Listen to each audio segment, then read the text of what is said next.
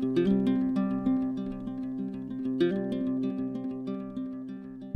do you have to say, Kitty? Oh, goodness. I've painted her a lot. She's a great muse, don't you think?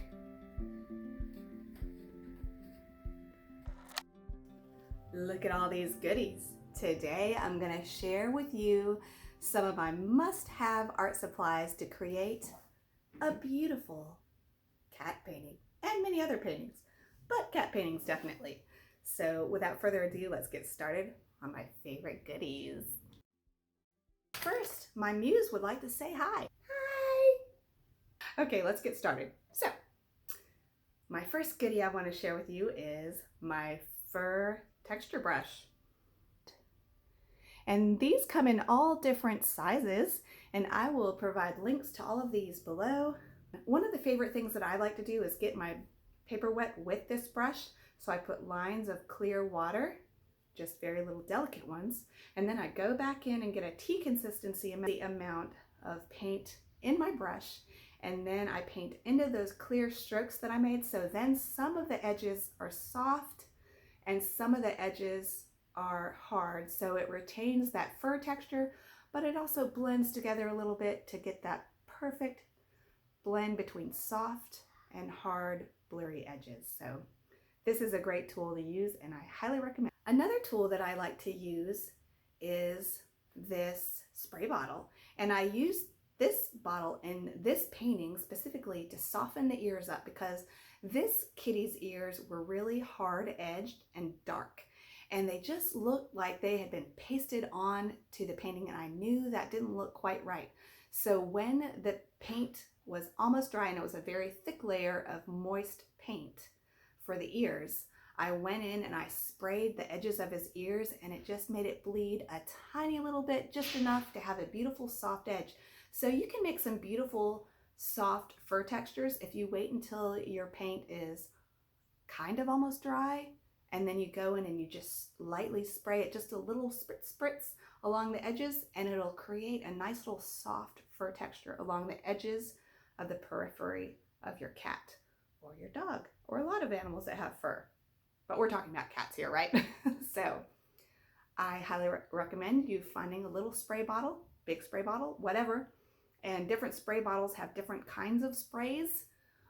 So you might have to play around with a bunch of different spray bottles until you get what you are looking for.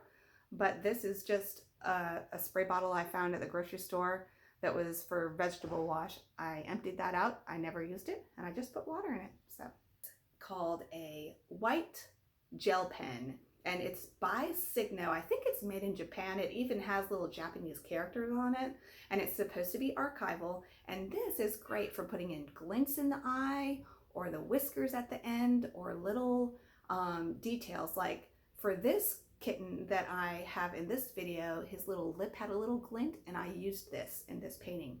And you can also put little fur textures and little whisker textures in towards the end, like for your jewelry phase of your painting, which I talked a lot about jewelry in the horse video. You guys don't miss that. Even if you're not painting horses, you can get a lot of really good tips on how to make a really magical painting. I'll link that video right there.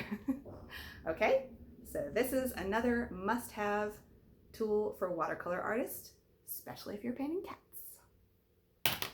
Okay, here's another new discovery I made. It is a scrubber brush. Now, I have been using scrubber brushes forever, but what I was using were stiff bristled oil painting brushes. And then I came upon these, and this is a Zen Royal and Langnickel. This one is a size 2. This is a size 2 Zen Royal and Langnickel brush, and I use this to scrub.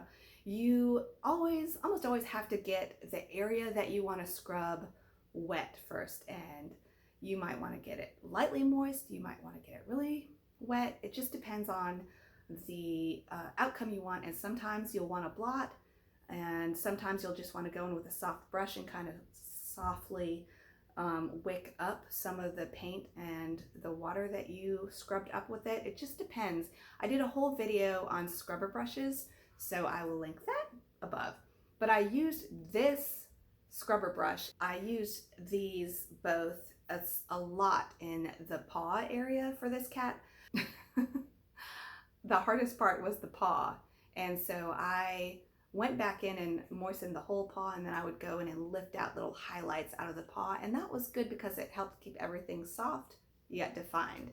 And there's a lot of areas like that in a cat. And you can also lift out areas like right here on this cat. I lifted out these areas with a scrubber, and sometimes these little lines in the whisker cheek areas you can lift out. You can lift out these kind of highlights right in here. Sometimes you can go in tiny little areas in the eyes and get a little bit lighter area in the eye color area. So these are really great, and I like them because they make soft edges, and soft edges are a huge part of how to make a cat painting or any painting of a lot of different things really look professional. This is the last little tool I want to show you guys. Okay, so this is a Looneng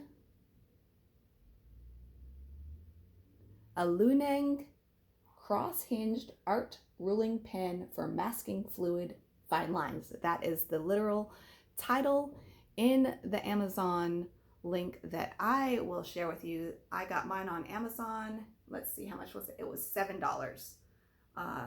So great little tool, not expensive. And what this is you dip this in your masking fluid, and then you can widen these or narrow them. Look, I'll show you. Okay, see there it's getting wider, and there it's getting narrower, depending on how thick of a line you want. And I recently discovered this in about, I don't know, I'd say a month ago, and I've been using it for whiskers and just little fine details. And it is a bit of a learning curve how to use it. There are tons of videos online about how to use them. I will probably make a video just about this ruling pen at some point, but it has been really great for getting the fine little, like the little fur details in the hairs of the ear and the glint in the eye and the whiskers. This is another good tool to use with your masking fluid to really make your cat paintings sing. I just wanted to give you guys a few tips specifically on how I painted this Siamese cat. While I'm at it, while we're here, we might as well. And so for the fur color, I used burnt sienna and ultramarine blue, mostly burnt sienna with a touch of ultramarine blue. For the eyes, I always wet the area inside the eyes. They're like their own little individual painting, and I softly put in a light layer of cobalt blue, and then while it's still wet, in the middle of the eye, I dropped in a mix of ultramarine blue and Winsor violet to get that darker color in the middle, and then I let that dry, then I go back in working on completely dry paper to put in the black area. And then I just worked on the eye. I put a little bit more color in the eye just to refine it as I went to get it just right. So then you have to just kind of play around with it and see what you need to do. But that is the main approach I took to creating this cat's eyes. And of course, don't forget to get the nice dark eyeliner. And for that, I use a mix of ultramarine blue and lamp black. You want to try to keep that as soft as possible. So try to work on almost dry but still damp paper when you're putting in those darkest areas, so your paint doesn't run but it still stays soft. The softer you can keep the eyes, the better. And then at the very end, you can go in and put a few hard edges and really make those eyes pop out that way. The eye will be drawn naturally to those dark areas and the white glint in the eye. That will really help make your Siamese cat eyes and a lot of other kinds of eyes really stand out. And for the background, I do want to talk a little bit about the background for this Siamese cat, because I wanted to really make the background recede way back and support basically the blue eyes. So I chose to use a grayed down cobalt blue. How did I grade down my cobalt blue? I added a tiny bit of burnt sienna, and then I got the background very wet, and then I just dropped in some soft lines hopefully kind of looking like folds in the cloth that was behind the cat. And it ended up having a gray blue color with some little pops of pure cobalt here and there, just to match the color in the cat's eyes, to really help support the blues in the cat's eyes, so they really popped out. But the gray helps the brighter colors in the actual cat's eyes stand out more. So that's why I chose such a neutral but soft background that's a lot lighter, with some tiny little pops of pure cobalt, but mostly grayed down cobalt. I hope you enjoyed this. If you would like to see some more in-depth tutorials, then join me over on Patreon, where I do more in-depth tutorials, real time, and I explain as I go. And I am doing a project with my Patreon students right now of a landscape, an Irish landscape with boats and a river, and it's beautiful and it's a lot of fun, and I'm actually learning a lot as I go too. And if you are interested in joining us for that project, it's $5 to join for a month, and then you can unsubscribe anytime. But please don't unsubscribe.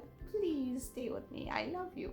But also remember to subscribe to my channel and hit the little bell icon so you will get notified every time I upload a new video, which is once to twice every week. Okay guys, I hope you're having a good day, and please leave me some questions in the comments. I love questions, and I will see you soon.